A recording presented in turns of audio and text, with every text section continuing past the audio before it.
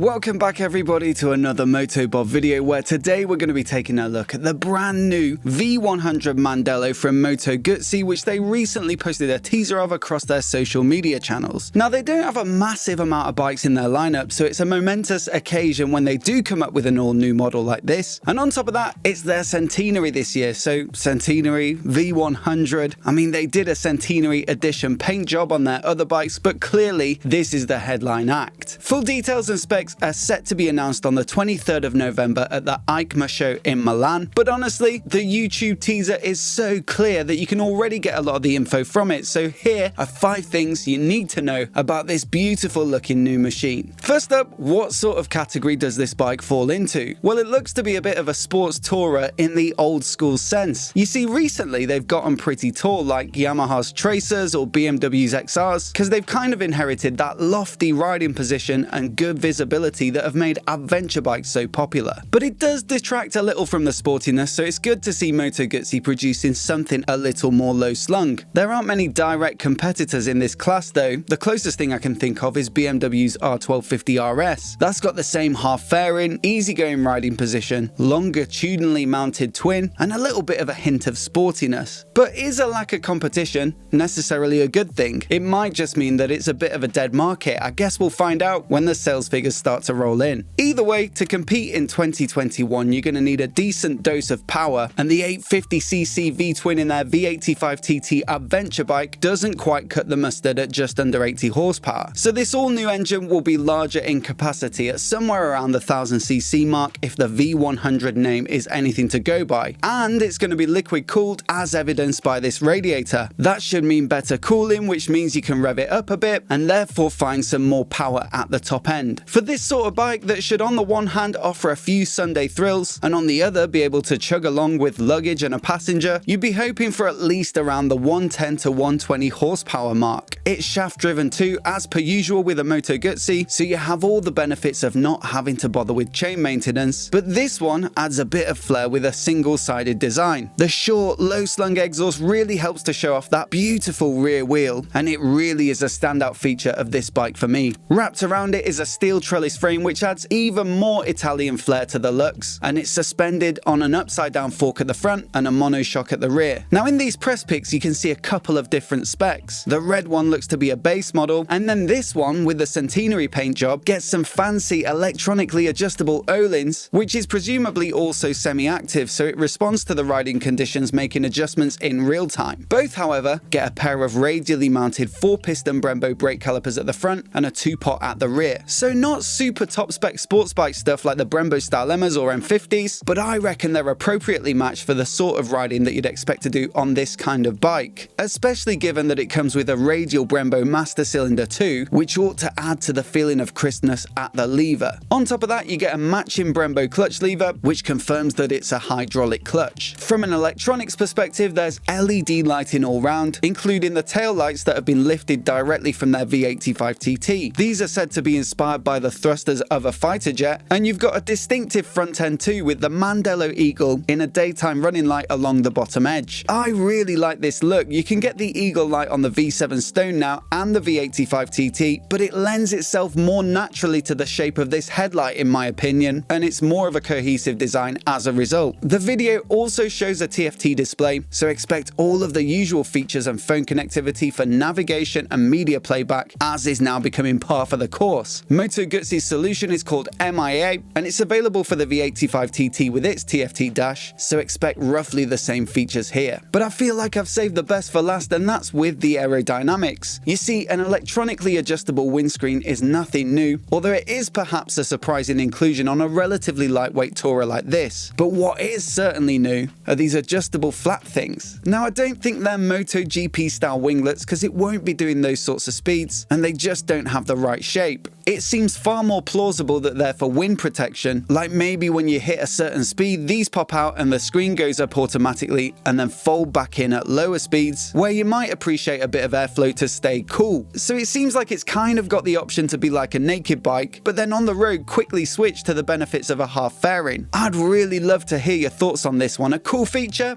or a bit of a gimmick? Personally, I like electronically adjustable windscreens because you're not messing about with a lever or bar while you're doing 70 miles an mph on the motorway, simply press a button on the switchgear and up it goes. But is it really necessary on a bike like this? I think I like it. You wouldn't really expect the latest technological innovations to come from Moto Guzzi. They've definitely leaned into their retro lineup over the past few years, but with this and the semi-active suspension, it really seems like a statement that they're back in the touring world and taking it pretty seriously. But like I say, let me know what you think of it down in the comments below, and if you're new here and you want to see more videos like this, hit subscribe and I'll see you in the next one.